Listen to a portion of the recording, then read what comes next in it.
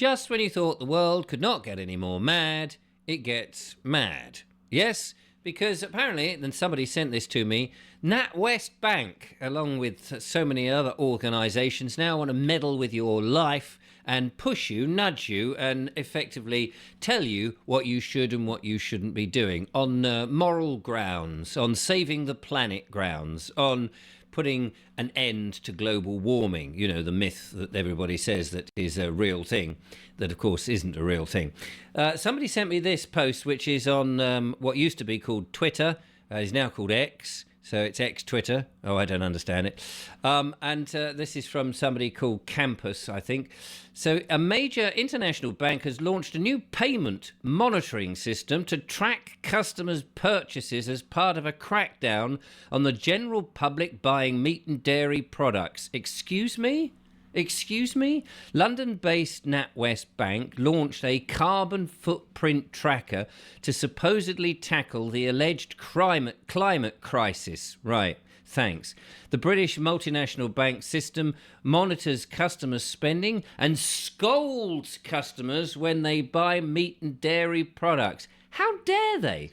The tracker issues alerts that warn customers that their food purchases are causing climate change. Warning, Will Robinson. Warning, danger, Will Robinson. This piece of meat you've just bought is killing the planet. Put it back. Go and have some plant-based nonsense. Go and eat some oat milk instead of real dairy products. For God's sake, Will Robinson, don't eat any cheese. That's bad for you.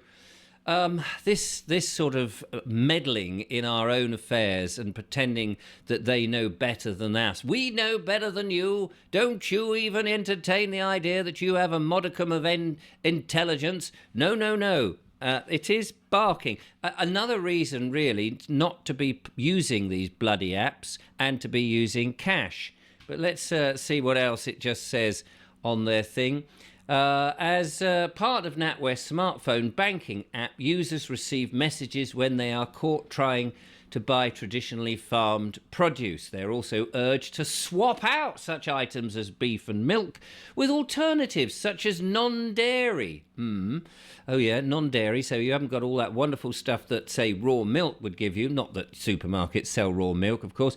Or plant-based products. Don't they know that meat has fat in it and we all need fat? Don't they know that margarine, that horrible chemical-based stuff, has been proved to be lethal? And that actually butter is a far, far better and healthier thing. It's what we used to do. And my goodness, do you know what? We managed to get to this point in our lives without the aid of science and without the aid of banking apps tracking everything that we do. A friend of mine said that Tesco's is doing a similar thing with their club card. That the other day he had a message saying that he'd bought things that had too much salt in it, and he was advised to put some of these things back and reduce his salt intake. Do we not know that salt, actually proper salt, that's like Celtic sea salt or Himalayan salt, is actually good for you? And chances are we don't have enough of it because it helps get liquid like water, you know, the stuff of life, into the cell of the body.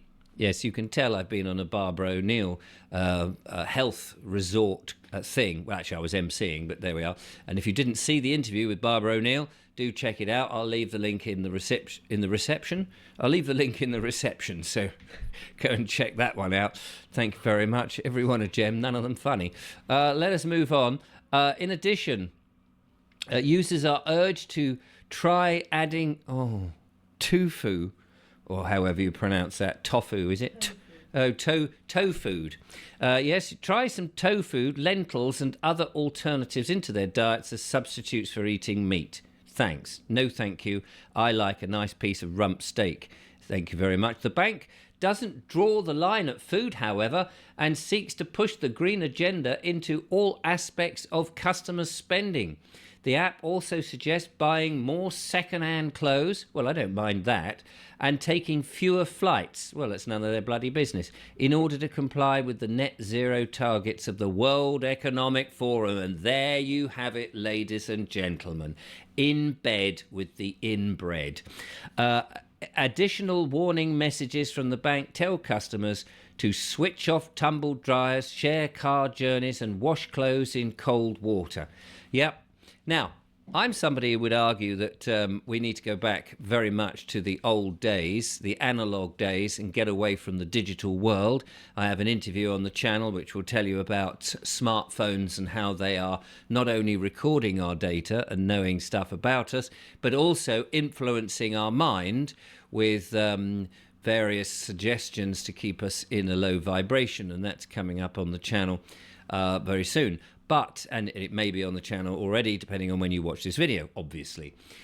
But there are some things that these zealous people who want to control our lives, it's just, it's too much. It's far too much. It's none of their bloody business, actually. Thank you very much. I do think that consumerism is out of control, that most people are trying to buy all sorts of stuff which they don't need in the search of happiness. And actually the true sense of happiness is not a search out there, it's a search in here, in our mental, spiritual world. But that doesn't mean that you shouldn't be buying red meat or white meat or any kind of meat, or indeed proper healthy dairy products such as cheese and milk. I've just been given a sign from the lovely Julia off stage and says dairy and milk can be more local, unlike many of the alternatives. And that's very true. And that's why we need many more farms, small local farms, giving us produce which is obviously seasonal and as healthy as possible and local, so that you get it fresher and better for you. Thank you, lovely Julia, sitting on the side there. Let's go and have a look at this, which is from the NatWest themselves, and see what evil nonsense they're spouting. This is it. This is the carbon footprint tracker. And you can go on their website and have a look for it. Says it tells you, what is carbon footprint? What is it? Carbon footprint is the impact on the climate as we go about our daily lives. It's the impact of the greenhouse gases emitted from each decision we make throughout the day. And we're going to tell you how to live your life. Yes, thank you. What can I do in the carbon footprint tracker? You could go and commit suicide, I suppose. That would save the planet, wouldn't it?